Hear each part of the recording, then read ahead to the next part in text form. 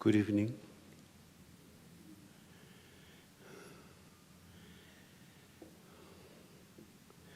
So, before we start, I'd like to do a prayer, supplication to Buddhas and Bodhisattvas. So please join with me. Nasenam Tarajino Nope, Taji Jojina Jupai, Sangi Jotangi Papeso, Guna Jazeta, Taji Show, the Major President. Jimbe Jimbeka Tapadamba, Kunangumba Jajadabaja, Lumbatra Bazara Bedani, Simjadam Jala want to pepe, Ism the Patsarap Trouble Day, Sensum the Petition.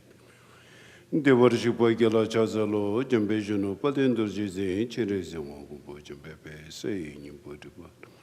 Namgin Babajo Gunduzan, Ubetuji Pegaloshina, Nupota Warati. Chazalanum Daji Pegi George, and Jason by Gala Chazalo, in Gender Jodashes. The Jumbazayon, Kamala, Yenda Punzo Pepe, Minukizam. Dinjinda Juji, Chadenje, Chudu Yawachu Jingijama, Gizon. Trashila Mugala Chazalo, Sambashimbo de Jung Semebu, Mcdonald Nangabu. Pagibuda, Lua Mimizan, Namtizella Zakolodan, Tijoladan. Be wanted it, Chiting is in the Sasumnesu Electricity page, Jitank Daja think the Chava Zumbala, Gitan Yavartsawa Kunjine, the Pepe, some to each. Tashi de Pusum so Parasho, Daja think the Chavasum. Gitan Yavartsawa Kunjine, the Pepe, some to each.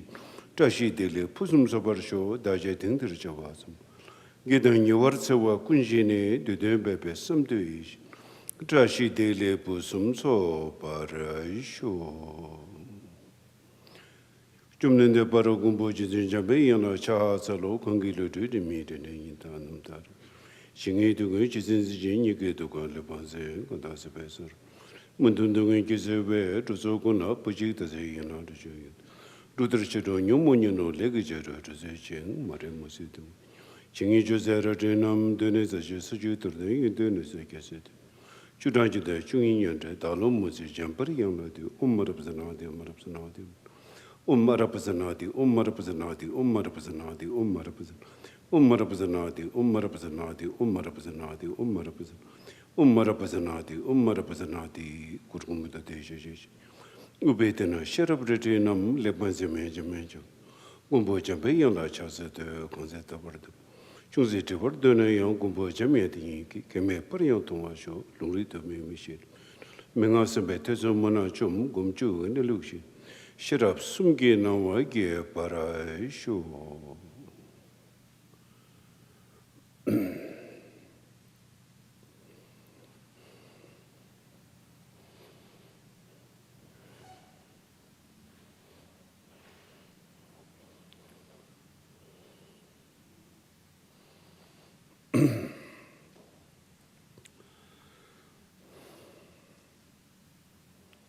Padenza Vela Marimboche, Dagachi would have been made in Shula, cutting Chimbeguni.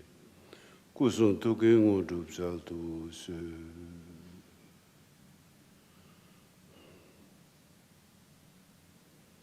So tonight, Thursday, yesterday we couldn't do, so today we do on Friday instead of Thursday. So before meditation, I'd like to give a little explanation on meditation and Dharma talk.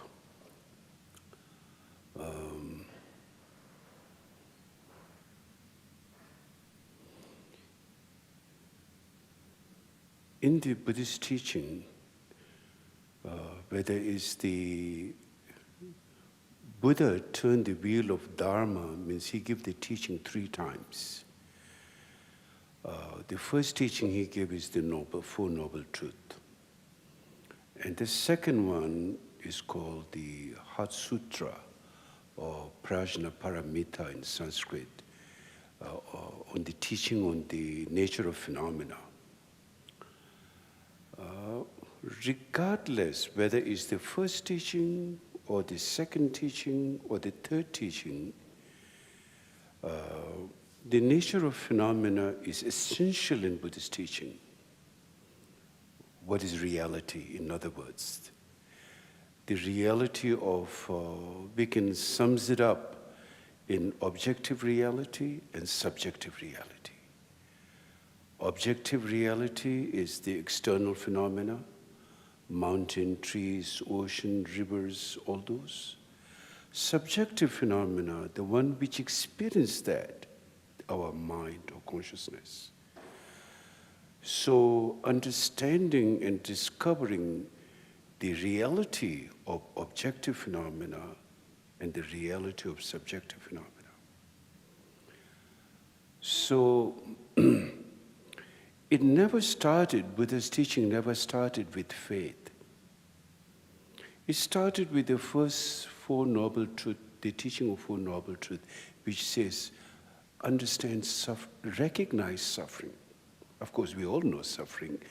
Buddha didn't invent suffering. It was going there from before. But he didn't say there's glory and there is promise, there is salvation. You just believe in me, you have faith in me, everything will be taken care. It was not what Buddha said. Buddha said the first thing is recognize suffering. And of course, we all know suffering. But, and if you go a little bit further, we can say the four major suffering of human beings, we can say there's birth, old age, sickness, and death. There's the four major suffering of human beings. And then in general, we can say there are three kinds of suffering: the suffering of suffering, the change of suffering, and the conditioned suffering. Suffering of suffering is like you are hungry and then the next thing the weather turns so hot, or like, you go to recently in Colorado, we have nearby here, there's a rock concert, people went for a joy and suddenly the hail, injured 100 people or so. So there's got change of suffering. Things like that happening to us all the time in our life. And then there's one thing called conditioned suffering. Conditioned suffering, even the very pleasurable things that we consider, that also become a cause of suffering at some point. That's very, very deep. We need to analyze, examine what's really that meaning. So, like we can say, like change of fashion, for example. Before there was like in a pant, 1960s were bell-bottom. Then afterwards, become a little bit tight. Then it was all the torn-out pants. Now again, going back to bell-bottom look like that. So, that when you invested so much, I'm just giving an example, that you think this is ultimate, this is real, this is permanent, but suddenly it didn't seem to be. And then people get, those who believe in that particular time and that situation, when things begin to change, they get offended. And if we look at our own body, this body that we love so much, we cherish so much, this body, when it's become wrinkled, at some point we don't want to look in the mirror. This, when we're youthful, it's beautiful, it's glowing, it's radiance, and now you don't want to look because you've got so much wrinkle. We all have to go through this. This very thing that you invested so much, that you believe this brings me joy, that also begins to bring pain. So that's called conditioned suffering. Many, many, many things are like that in our life. So that's So when he said, understand the suffering, then if there is a suffering, the next question comes, did suffering happen without cause? Is there a cause or no cause, or someone created it? According to then different philosophical teaching came in this world, theistic teaching, non-theistic teaching, atheist view, so many different kinds of views we have philosophy. So if it's like theistic teaching, which most religions are in the world, from ancient religion of Hinduism to then Christianity, Judaism, Islam, and before that, shamanism. Shamanism is perhaps the oldest religion from thousands of years. I would say from immemorial time, that's probably the oldest religion. Believe in sun, moon, trees, spring water, you name it, like that. And it's continuing to this day. We have shamanists. Same shamanistic teaching I see, same American Indian way of belief, same in India, same in Tibet, same in Asia, number of countries, same thing, worship of plants or river or animals or like that. So all the teaching have very similar in one way, is that the phenomena is created by a creator. Whether that is a tree, or whether there's a moon, or whether there's a sun or river, doesn't matter, it has been created. And then so the different names begin to evolve, but the same principle. Now in Buddhism, there is no creator. Buddha is not the creator. Because of that, Buddhism is not based on faith. All other religions, there is a creator, so therefore you have to base on faith. You have to follow that, you have to worship that, and then there will be a heaven, or if you don't follow that, there will be hell, because it's a faith-based religion. We need to analyze that. Now in Buddhism, Buddha is not the creator. So what is Buddha? Buddha is same as us. Person with thoughts, emotion, conceptual. And then he began to, after his enlightenment, before his enlightenment, when he see all the futility of life, impermanence, condition, whenever there is a condition, just like our body or external condition, phenomena, whatever it is, if this condition is impermanence, it will decay. That's the nature of condition. There's no permanent in condition. So when Buddha finally, to make the long story short, what he realized, called nirvana, liberation.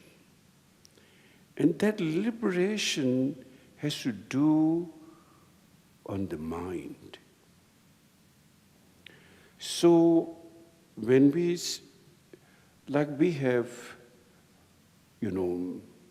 body, speech, and mind, 3 doors, our main 3 doors. We engage with the world, with ourselves we engage, with our mind, within our mind, with the external world, like we eat food, we shake hands, we deal with things through our physical body, and through our speech we communicate, and through our mind we analyze, distinguish, judge, comes to some kind of understanding and conclusion.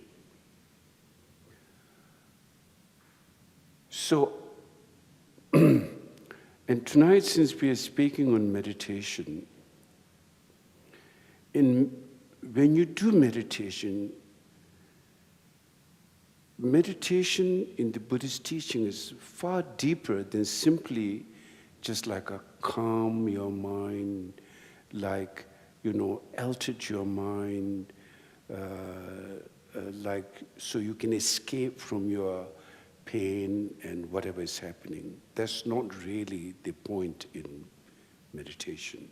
It will be like you will feel joy, you will feel calm, but it's like a byproduct. But meditation, in order to understand meditation, first we need to see the three doors: body, speech, and mind. Which is the most important? Is the body the most important, the speech the most important, or the mind the more important? And we can say, and of course, this is something you can meditate in your home. Which is the most important? You need to find that answer by yourself. But since, from the point of view of meditation teaching, in a way I shouldn't be telling you this, but let's say, now we don't have much time anyway. So you can say, okay, if the body is most important, some would say body is most important because only through body you can do things. And some may say, no, speech is more important because you need to communicate, so speech is more important. Then some may say, no, the mind is most important because without the mind there is no one to function, the body or the speech. Body and the speech is more like a servant of the mind. The mind tells what to do or what not to do, and the body follows that, and the speech follows that. So then you come to understand, yes, mind is the most important. So then when you realize that mind is the most important, then your pain comes from your mind, pleasure comes from the mind, joy, sadness, all this experience of the mind. Then it's really like, for example, here's one thing very interesting. And then when we look at the mind, of course, physical, there is some, we can say, like, we can call like psychosomatic body, or the physical, if someone hits you, you get pain. And the speech, if someone's, they use their vocal to say something bad to you, But in fact, even if someone says something very nasty word or something bad to you, but actually that doesn't really affect your body at all. But your mind gets hurt. See, your minds get the feeling. Someone say you are like whatever, SOB or whatever. You get right away, who is he to say this to me, she to say this to me, and you get back. But actually, nothing happens to your body. Nothing happens to your body. Therefore, I think we really need to study the mind. We need to really understand the mind. In the Shantideva's teaching, in Bodhisattva teaching, he says, if someone says something negative to you, nothing really happens to your body. Why do you react? Or why do you get so aggravated? So anyway, when someone's saying something bad to you, it's not the body gets hurt at that moment. It's just your mind. Something. So minds react with aggression. Anger comes right away, and then if it gets really worse, it's get very expensive. You got to hire a lawyer. And it can get very nasty. And if it's wars, then you can, as a country, one can go to wars, things like that. So therefore, now, then what is that? What is the mind? Therefore, the meditation is the only way to understand the mind, and the only way to understand the nature of the mind, something called nature of the mind.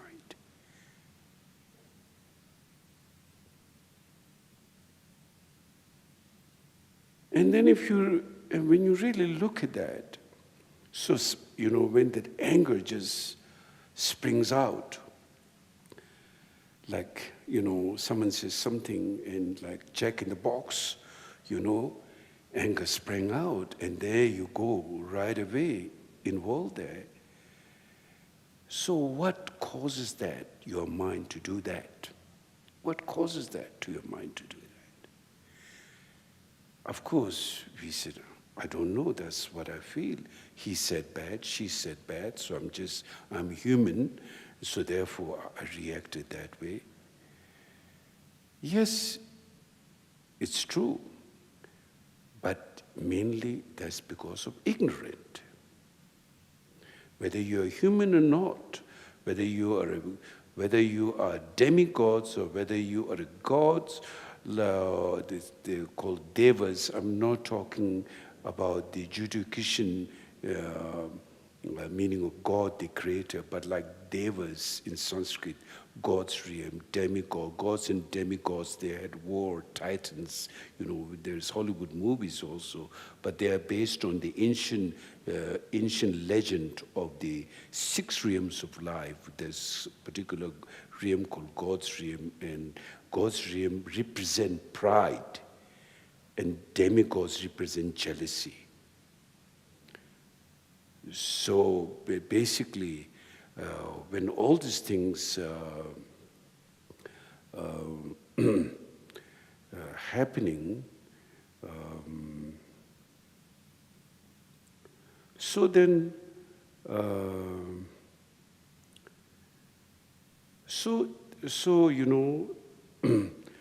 that particular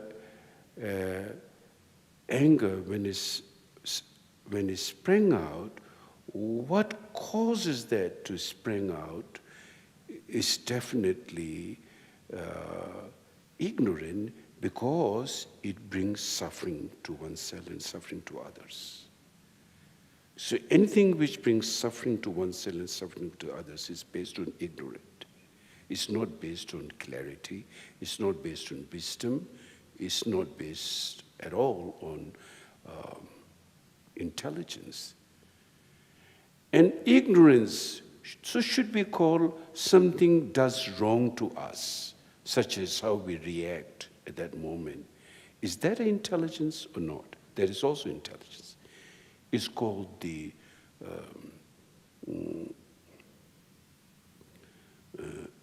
afflicted intelligence. In the Buddhist terminology, it's called afflicted intelligence. They're both intelligence. Affliction is intelligence.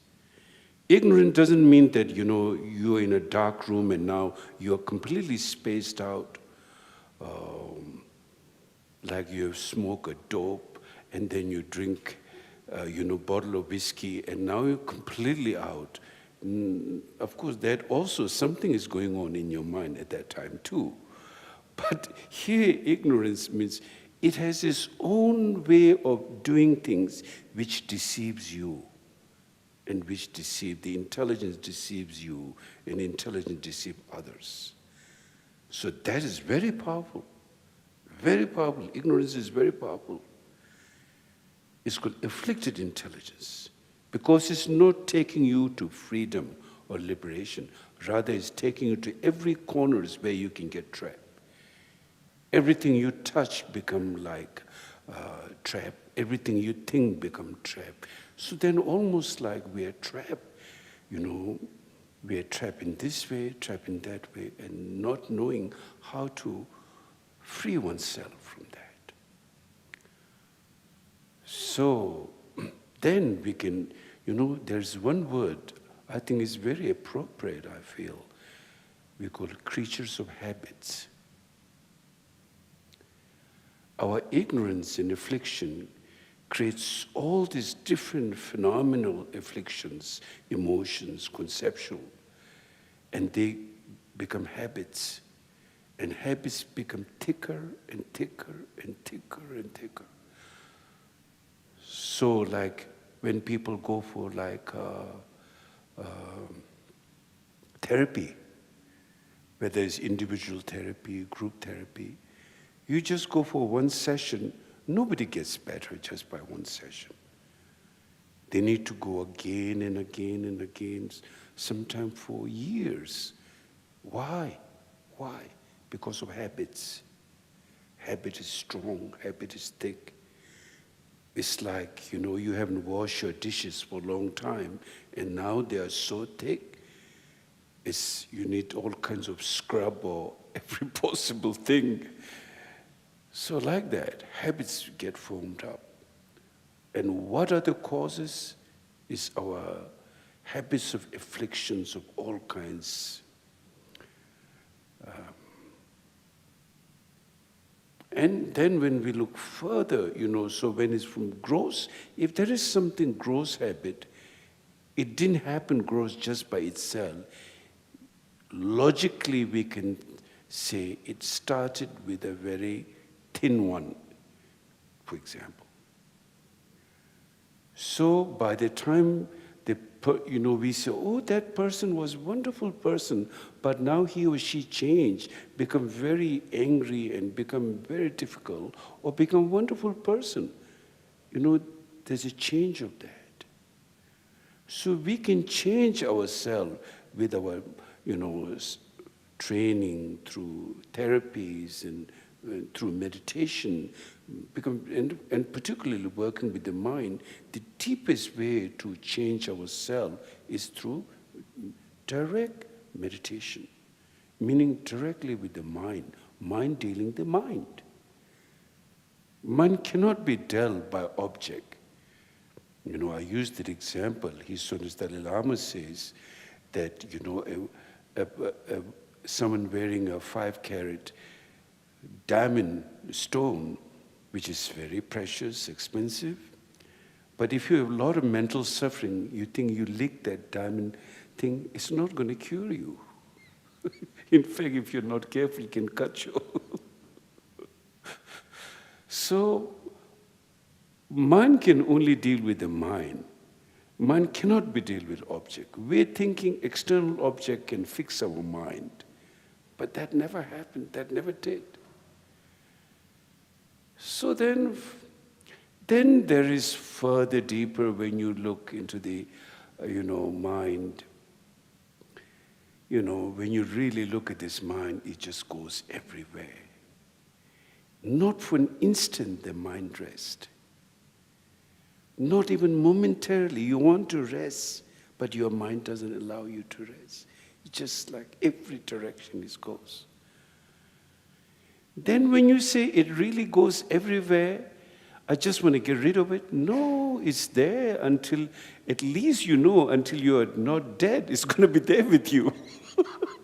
So neither it leaves you, nor it goes away.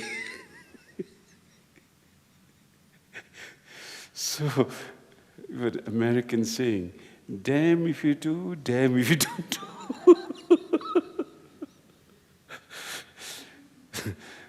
If neither it leaves you in peace, nor it's there, So you're stuck with that.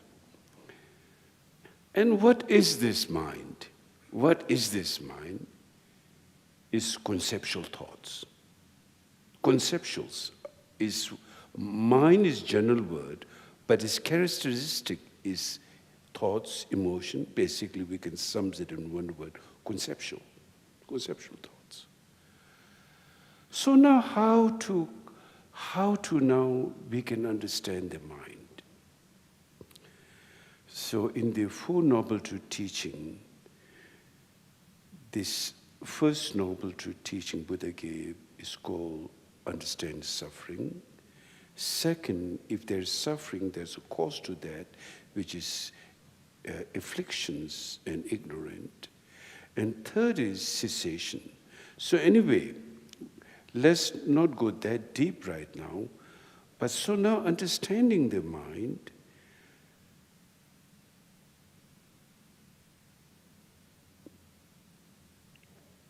so first thing, to bring the mind to a point. That's what we're doing in sitting practice of meditation. The scattered mind, how to bring that to point here and now in Zen teaching, and not just Zen teaching, many Mahayana teaching, and then Vajrayana teaching, Hinayana teaching, the Buddha presented. First you need to bring the mind here and now. And in order to do that, the first step of meditation is called calm abiding meditation. Shamatha, Sanskrit word is shamatha, and Tibetan word called shini. Shiva means peaceful. Nere means like abiding in peaceful state. That's the shamatha meditation. So what is the benefit? We can see tremendous benefit. Today, even medical science talking about the benefit of meditation, lower blood pressure, immune system gets stronger, healthy mind, and of course, the source of your joy and everything. And if there is no joy, then your life is getting wasted every day. Not useful life. So since the mind is the most precious, so therefore so important to know the mind, how to relate with the mind, how to work with the mind. So from that point of view, the first step of meditation is called calm abiding. Then the question goes, is the calm abiding mind can solve all our problems? Could that clean affliction? Can calm abiding mind has the power and ability to cleanse it out, affliction? Or is just going to be like it just comes down but doesn't eliminate? So we got to start somewhere, right? Before we talk big like elimination, first let's be a calm person. And through the shamatha meditation, it is very powerful. It makes your mind calm, and it makes you the coolest person in the universe. Because you are calm, you are clear, you are intuitive, your concentration is powerful. If you are a musician, because it's a very one-pointed concentration, so there is no distraction in your creativity. So whatever the field you are doing, you will become the best in that particular field through shamatha, because your mind is calm and clear and focused. Then at the same time, because your mind is calm, your afflictions are less. It's not that you've eliminated affliction through shamatha. Your afflictions are less because you are a much gentle person, kinder person. So therefore, your intelligence are not much infused with affliction. Though there is affliction, but they're much lighter. And then tremendous possibility of intuition and artistic and in every field, as I said. Those are the benefit of shamatha meditation. But you have to do that. You can see, because right now this mind doesn't even sit for a moment. It just like goes here and there, and you need the discipline, the method, how to bring the mind here and now through the sitting practice of shamatha method.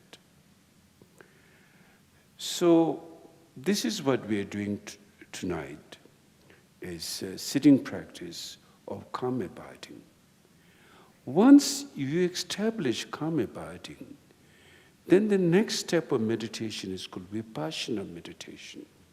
I'm sure you heard the word vipassana, but most vipassana are not vipassana. They're all shamatha. Vipassana requires tremendous intelligence in your mind. Because right now people are just, didn't even have the ability of calm abiding. So if you don't have the ability of calm abiding, extraordinary insight is out of question.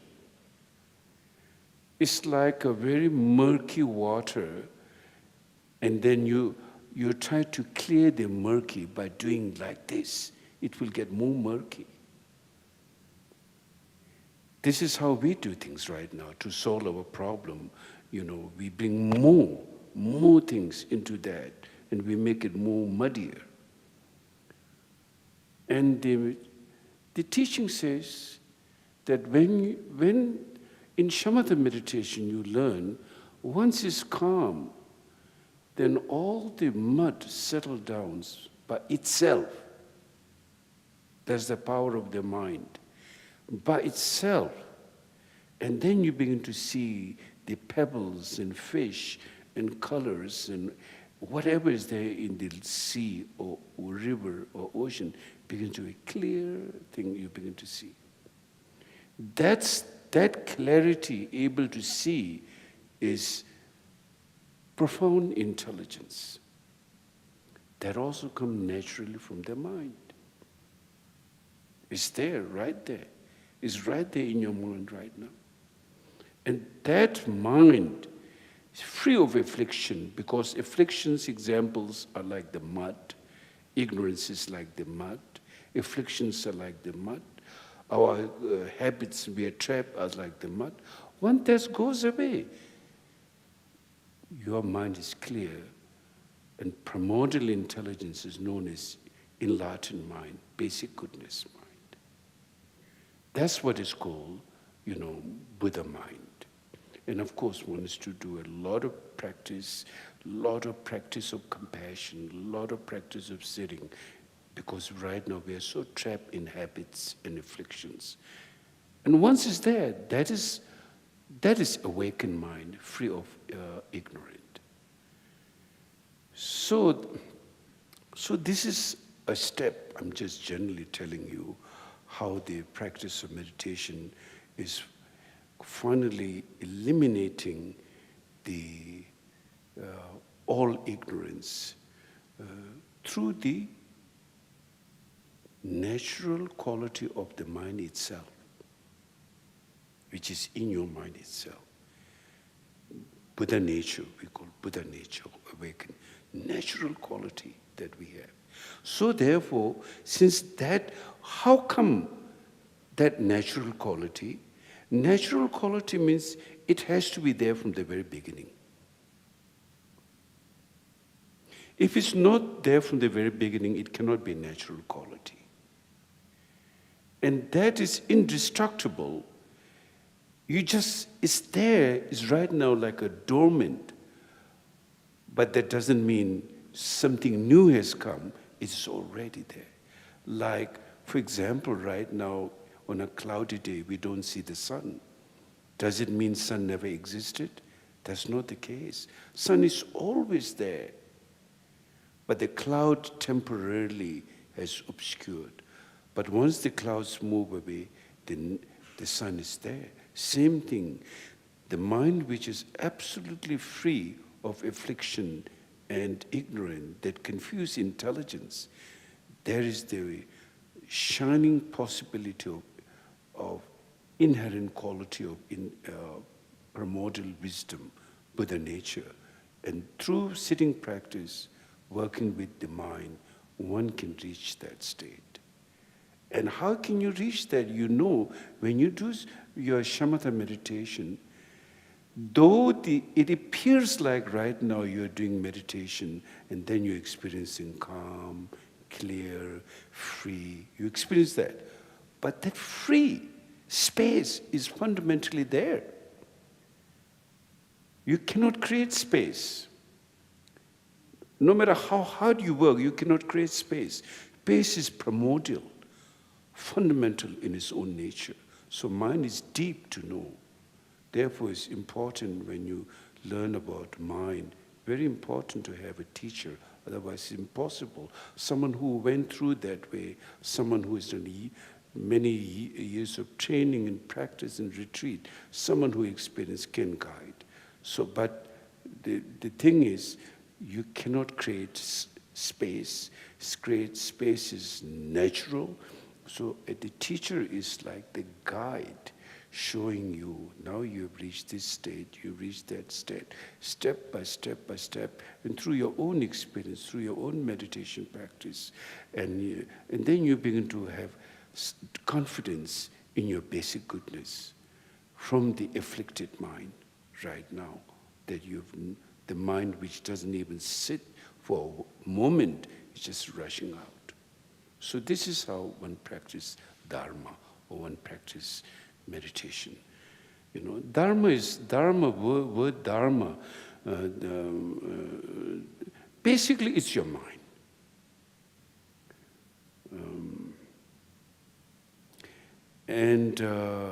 So, you know, names are not important. We can call anything, you know. The thing is, you got to know the reality. That's the main thing. We shouldn't get trapped by names. Sometimes people say, oh, what religion you are? I'm Christian, I'm Hindu, I'm Buddhist. And they get so fixated, you know, and then they get completely lost in some kind of ism. And actually that ism is nothing other than ego. In reality, it's the ego. All of them are ego. You know, and the ego can label anything. I can say, this is God. And if I keep saying that, you know, many people, at some point there will be a million people believing this is God. This is how we start the things. You know, so you got to know the nature. What is the nature? That's important. Okay, so let's do a sitting practice meditation now. Please sit comfortably. You know, either on your cushion or a chair.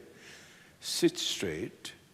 Your body, if the body is straight, this is, I'm sure, those who are doing yoga, you know, and you may have some understanding, knowledge about that. When you sit straight, especially in meditation, your butt needs to be a little bit up, your legs a little bit, so therefore zafutan, this meditation cushion, is designed to that. So you sit straight, and no pressure, not pushing it up, not pulling it down, just natural. And then your body totally relax. Then you say, in my body is my mind. No, first of all, on the cushion, on the zafu is my body. And in my body is my mind. And mind relax, like drop it now. Usually that mind which doesn't even sit for a moment, that crazy, like, you know, going here and there, just like drop that. And then you just sit. And now the breathing method of meditation. So now you breathe, and your mind or awareness is with the breath. So when you breathe out, naturally, nothing hard or slow, nothing, just natural breathing. When you breathe out, your mind is with the breath. When you breathe in, your mind is with the breath. Just that. And then, of course, at some point, the mind will not be there. Again, it's slip away, gone. And then when you realize, oh, I'm gone, I've been distracted, then again just bring back the mind. No need to make comments, oh, guilty comments, or this comment, or that comment. Just simply Just get back to it again, and then go back to the same method.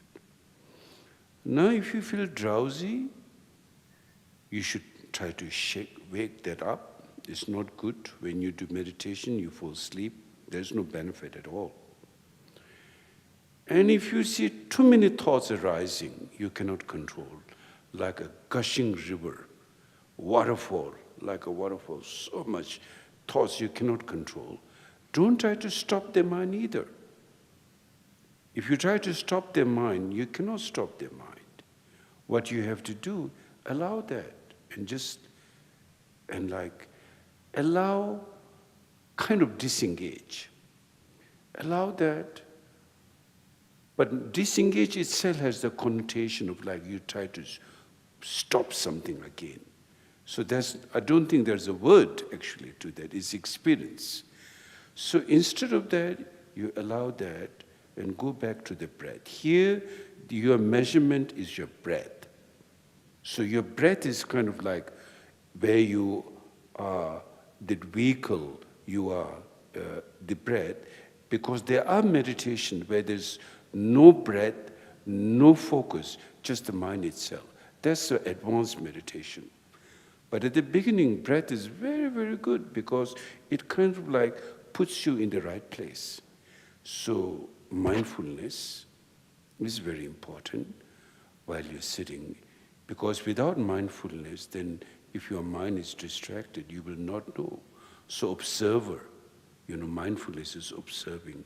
But then don't observe too much, unnecessary observation. Then again you get fixated. Just simply observe, simply sit.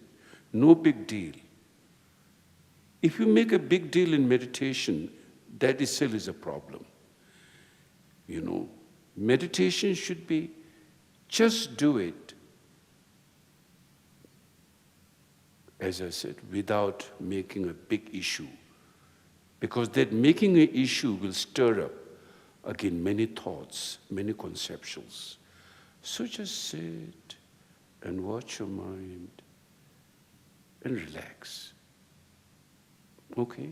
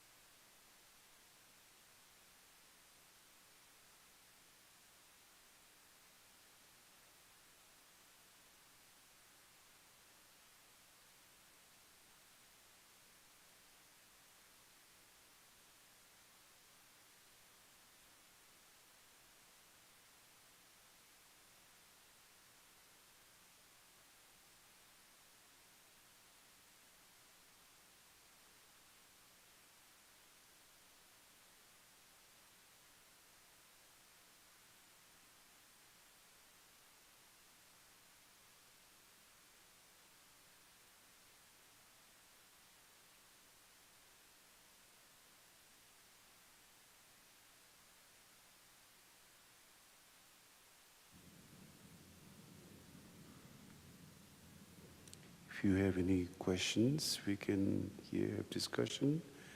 Can you bring this microphone, please?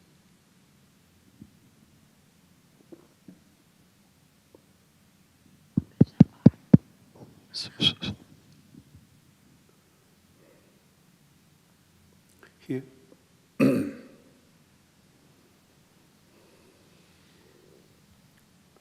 Thank you, Rinpoche, for your pithy instructions lately. This is more of a request. I was wondering if the next session...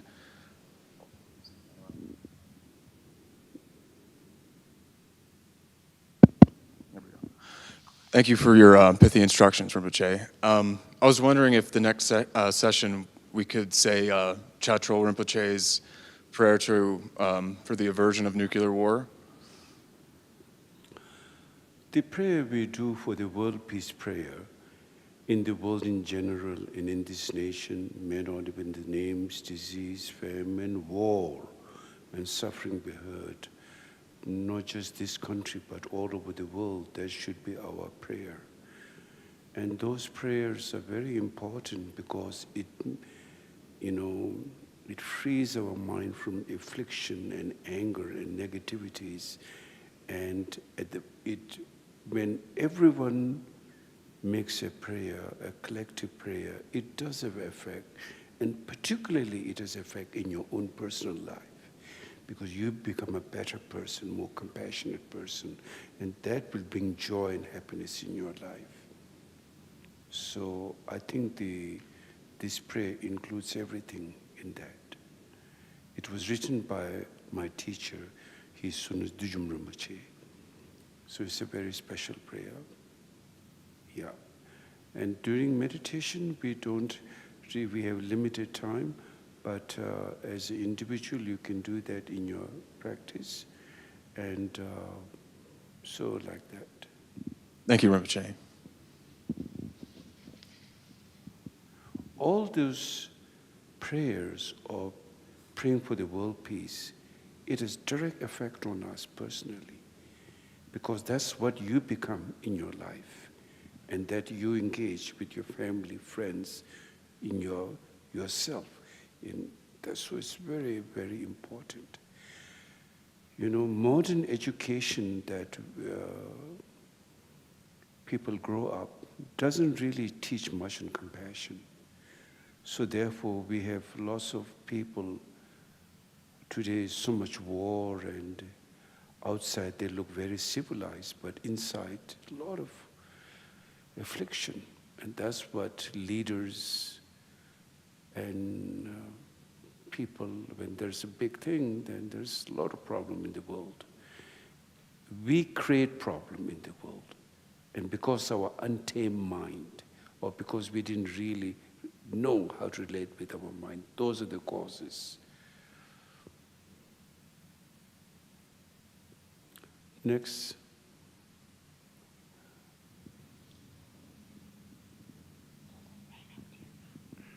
What is the relationship between Chhoje and Togyal? Between? Chhoje and Togyal. Oh, you're asking Dzogchen teaching. Dzogchen teaching, well, right now I'm not teaching Dzogchen here, but right now,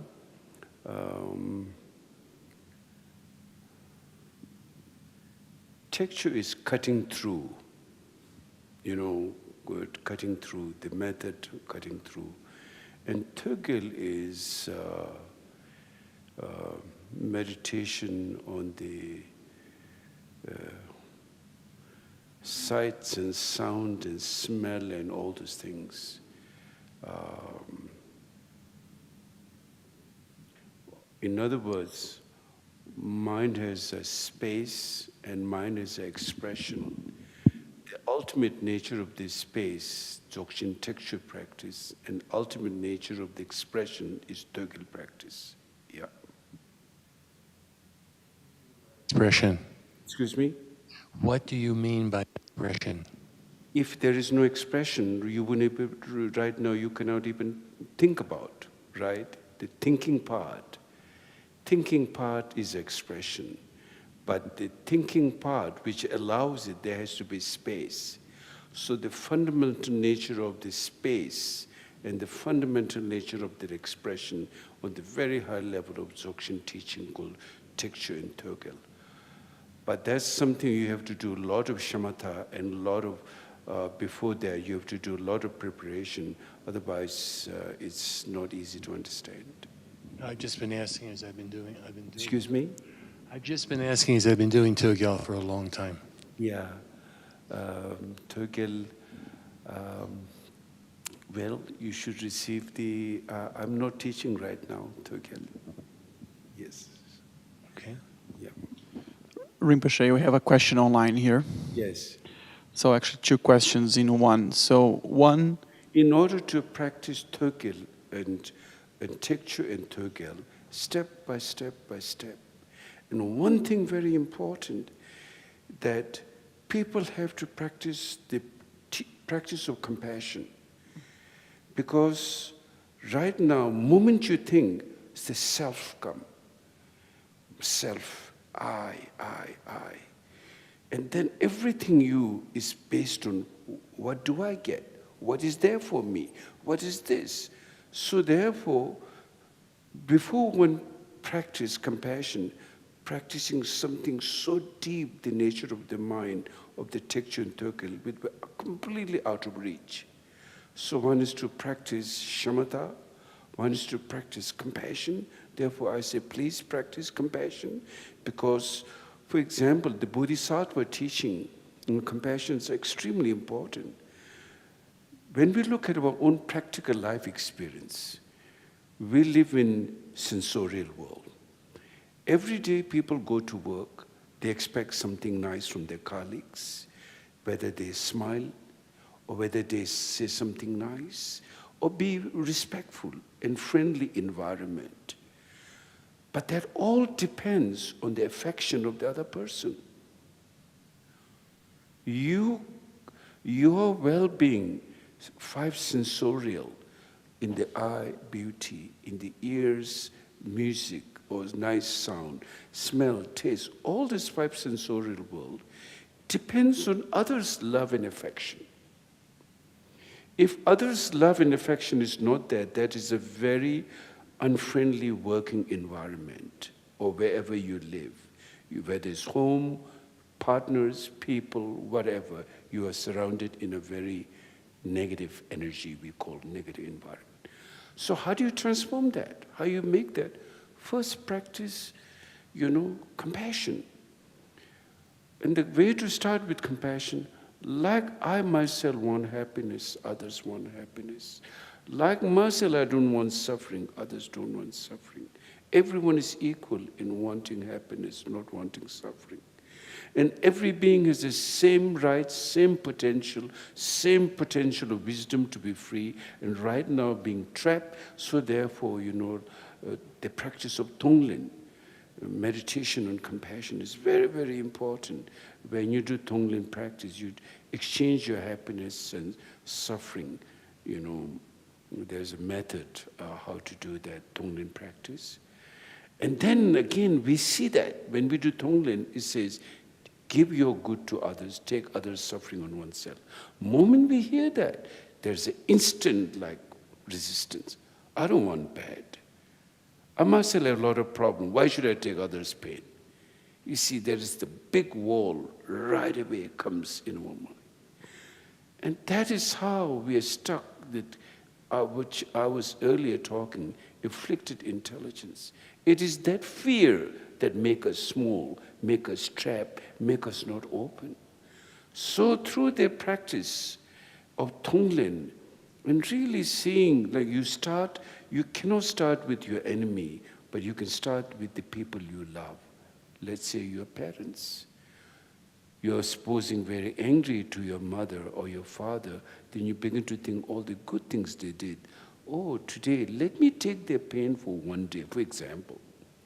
And then when you practice that, do something physically or in your meditation, then your minds begin to open. You see more joy. You're able to purify all your negativities, in fact, instead of building more negativity. It's our fear. That's the power of, that's what I mean, afflicted intelligence. Is give you the wrong notion. Oh, if I try to meditate, taking others' pain, I will be doomed. I will suffer. That's not the case. You will transform. So first one is to practice a lot of that.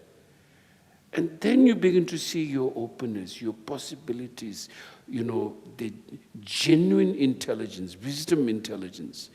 Then you can benefit yourself, you can benefit others. So even on a very ordinary level, your day-to-day life situation depends on others' love and affection. So therefore, practice compassion is basically helps oneself more than others. So we need to change our pattern of thoughts and emotion, that's how we're going to make an enlightened world. Otherwise, with this, always conflict, then nothing good is coming out. We see in this world today, whether the leaders are, egoistic or world is going through war. And I mean, look at that. The dam in Ukraine, just being destroyed.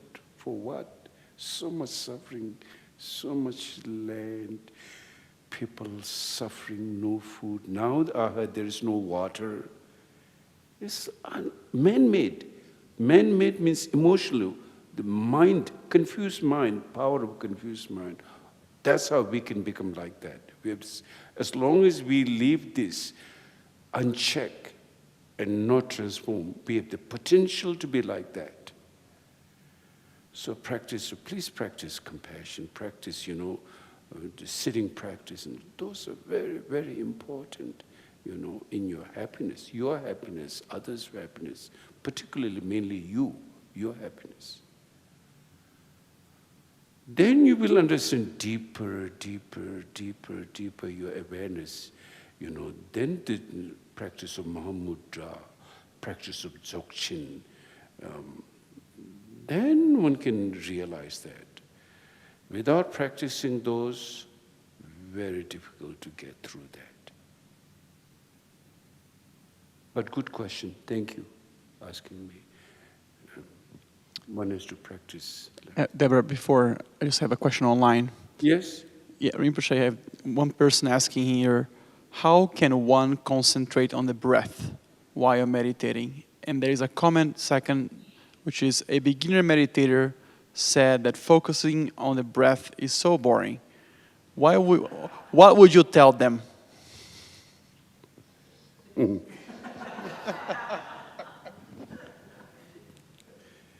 Put a hashish in front and breathe, then may be nice.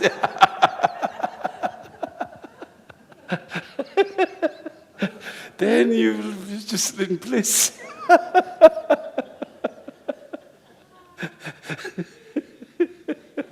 Just joking.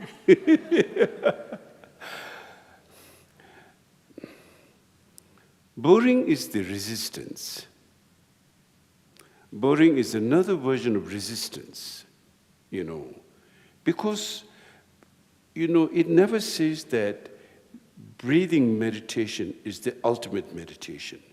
Breathing meditation is for beginners, because your mind is so kind of like frivolous, it just scattered, wouldn't even sit for a moment. So in order to bring it, you need a method, skillful mean.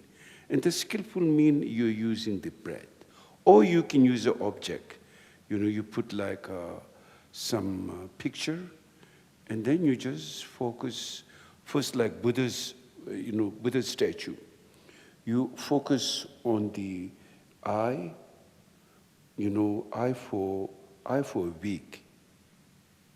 And then once they're stabilized, then the nose, then the mouth. Step by step, you can do for like 1 week, 2 weeks, 3 weeks. Then the whole body, you can in a glance. Then after that, you close your eyes, you can have it very clear. Then your mind is very, very clear. Then finally, the shamatha meditation, that mind should be able to be focused like one hair, 100, if you put that into 100, how do you call it in English, 100, and then just able to hold that concentration. That's the sign of meditation. For example, the mind concentrated. So then, but some find physical one good, some find breathing good, and some then afterwards without any form of meditation. They form meditation and formless meditation. So, but these are all to, you got to work with your mind right now. You got no choice. You can't imagine enlightenment. Imagination is not going to work. You have to be practical. So where you stand, how your mind is, that's where you got to begin. So if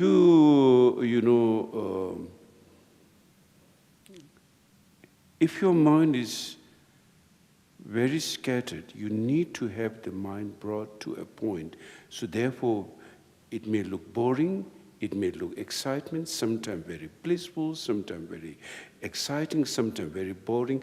Regardless, boring or whatever, they are all like, boring is a stain.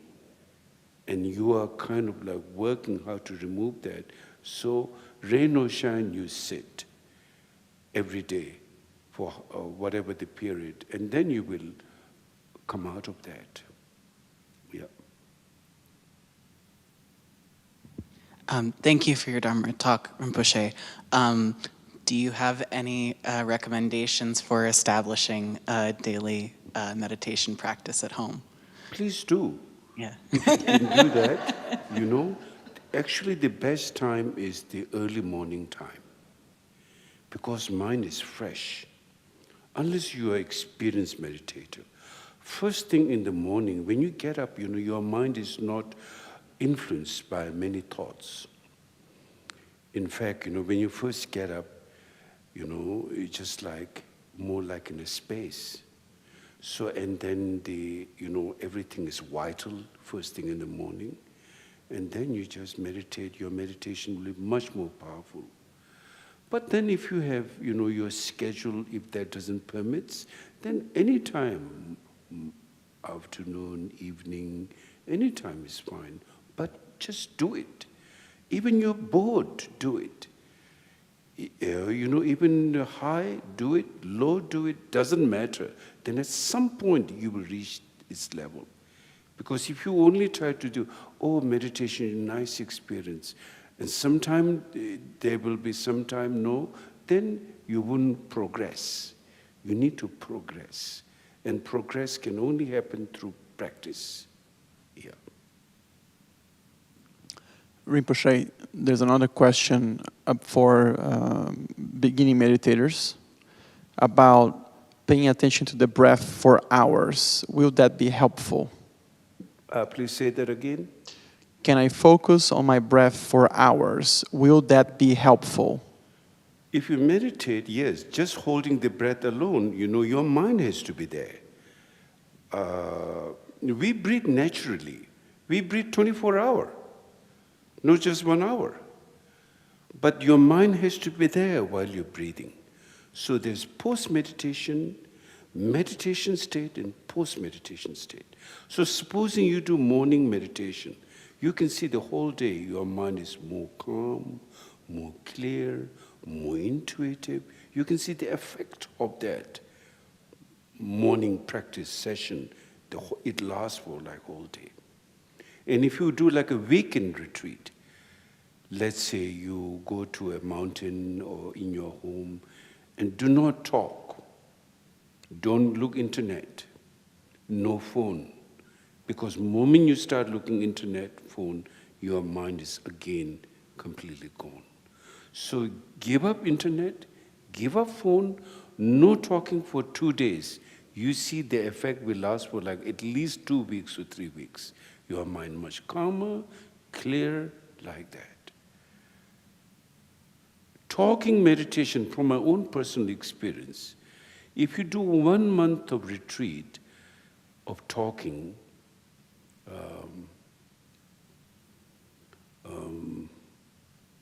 how should I put this example? 1 month of 1 month of talk, it's difficult. So let me put it this way. You do 1 month of retreat, and then you look into internet, then you look into this, you talk, then the benefit is very little. If you do 1 day or 2 days of not talking and 1 month of talking, is almost the same. In fact, 2 days of not talking is more powerful. Because you should experience. This is the thing with meditation. You need personal experience. You need to do it, then the experience will come to you. There's no question. It cannot escape. But if you talk this, that, then what's happening in the town, what's going with this, then you completely go. Then difficult. You can't do retreat like that. No point. It's a waste of time.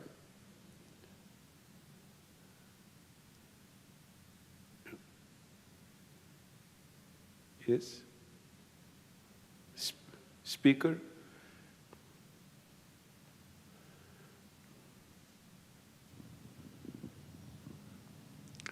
Oh, 15 years ago, I practiced Tongling for a couple of years. And in the beginning, when I finally started kind of really getting into it, and I wasn't talking during that time. You what? I was not talking during that time. That I started feeling the pain and the suffering of virtually everything. And then somewhere after a few years, and who remembers time? Excuse me? And then sometime after a few years, because I don't remember time, that it just, boom, gone. And I was basically in this state of Chhoje. Nothing, any of the pain that was in the planet, people, events, it all just went. I don't know where it went, but it went somewhere. Do you have any comments on that? Who is your teacher? Originally, Chhoje Rinpoche. Chhoje Rinpoche. Yeah. Where did you meet him? Yes, and then after that, Lama Wangdor. Oh, see, and then after that, Lama Wangdor. Okay. That's who I did Chhoje in Tokyo with. But where did you receive texture in Turkey? From Chhoje Rinpoche? No, in Solpema. Yeah, Lama Wangdor. Right. I see. So did you clarify with him? You work with him? Yeah. And what did he say? Your experience? Well, his thing at the end was he said, look, the light that comes out in Tokyo, you need to just relax where it becomes a normal thing. Normal any time of the day, any place, anywhere. Now, you won't do that in the beginning, but you will after a while, because I had very strong Tokyo experiences. You know, all the lights and this, all that stuff. But then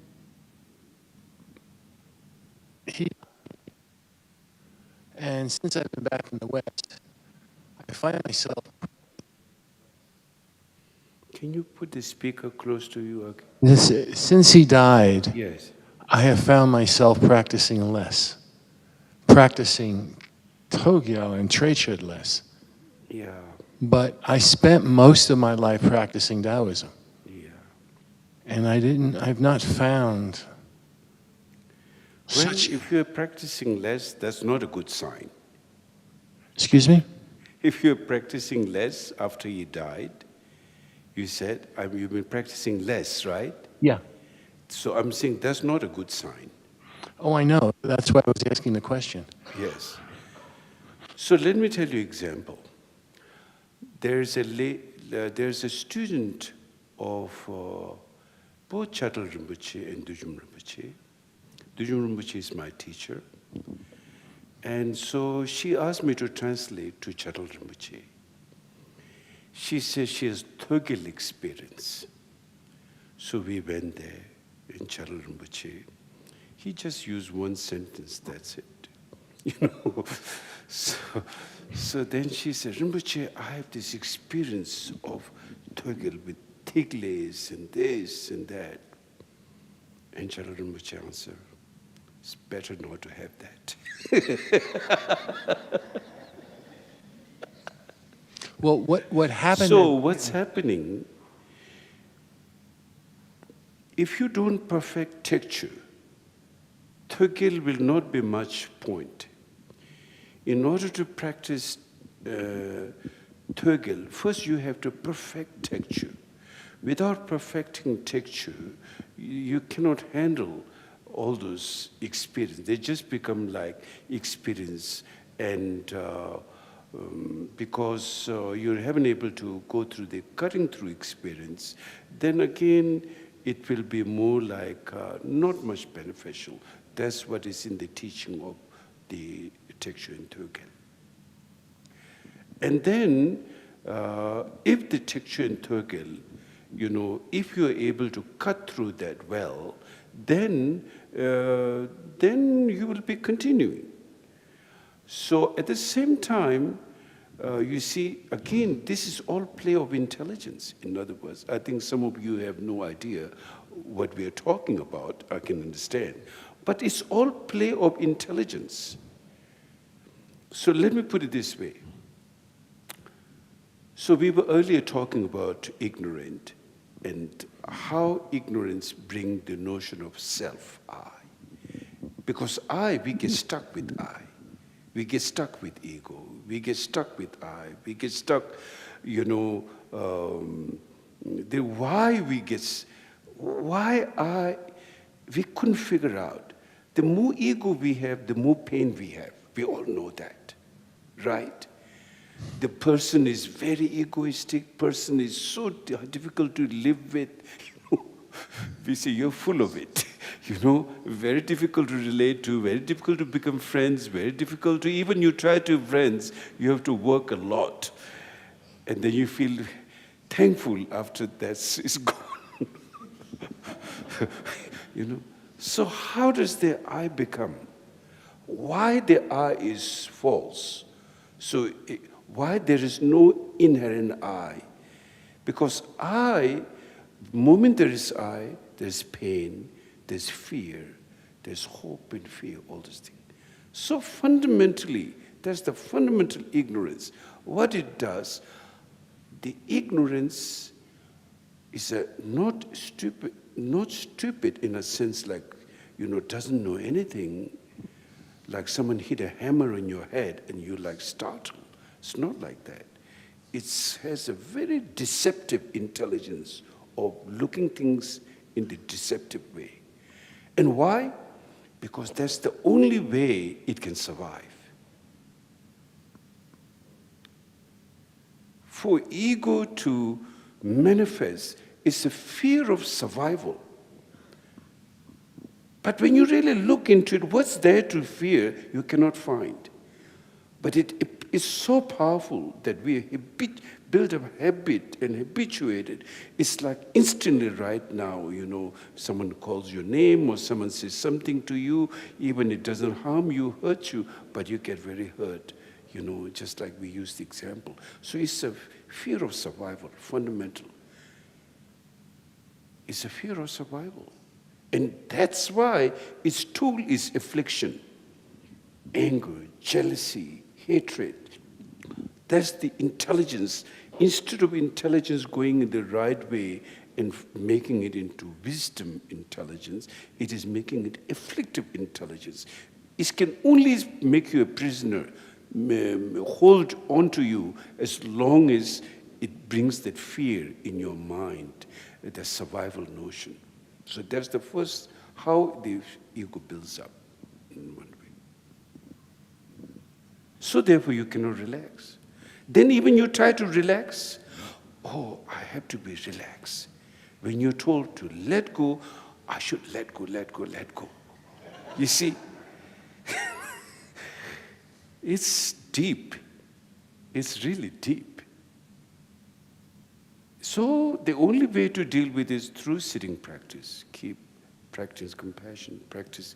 Then at some point that stain, that impurity, sort of like in a mirror which looks dirt, then once that is cleansed, then you can see the face like that. So the method is through shamatha meditation, and then later vipassana meditation, like that. How to resolve this fundamental ignorance, fundamental confusion. Until that time, it will never leave you in peace. Your mind will always, even you do a meditation, you feel spacious, open, it will instantly take the credit. Feels good, I should, It's deep. Rinpoche, how does this relate to clear light? Excuse me? How does this relate to clear light? Clear light is, in one word, we can, from the Sutrayana, the shunyata, emptiness. Emptiness doesn't mean nothingness. That's again a problem. Because if there's nothingness, there's fixation to that. If you think nothing, there's fixation. No, it's not like that. The mind has a natural expression. Mind is not nothingness, no fixation. You see, so therefore, we go through this polarity, English word, polarity, I don't know if that's the right word. Now I've been in America for a while, so I learned my English through hippies, so I didn't really have, so I'm getting this sense, polarity, so like this thing. So we say either yes, means fixated, or no, nothing.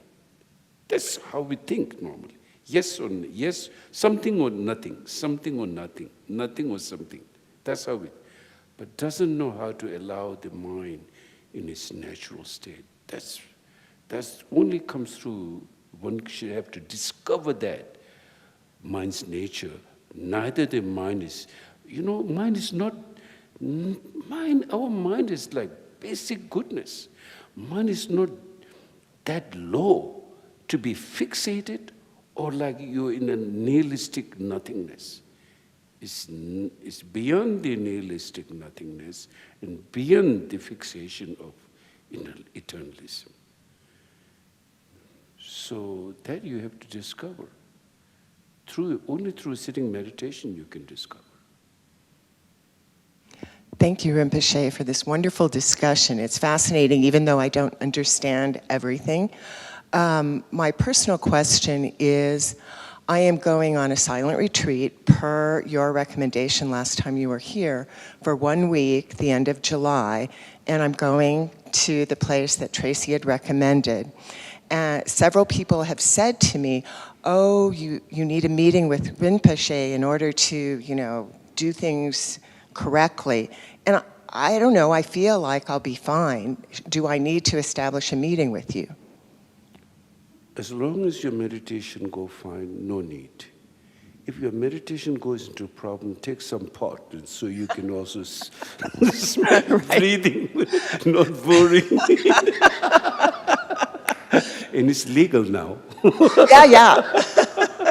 I can take my CBD gel, little jellies. Just joking. Yeah.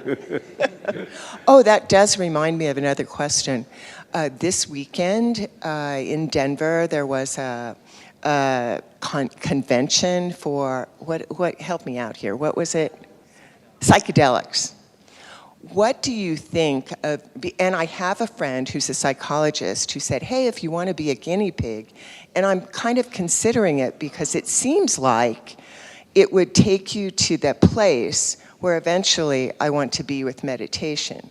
Yeah, am I just fooling myself? From my point of view, my real experience point of view, is a bad thing. Okay, great, thank you. Because it's altered your mind. It doesn't freeze your mind.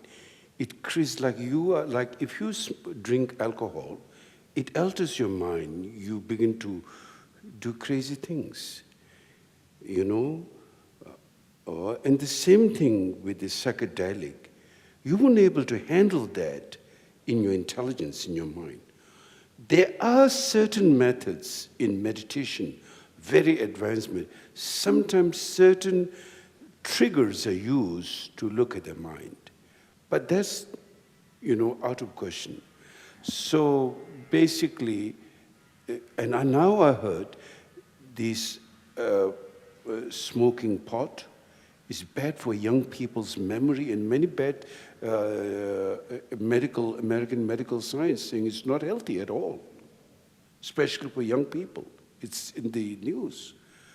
And from the spiritual side, now these are not understood in the Hinayana level of practice, in Mahayana level of practice.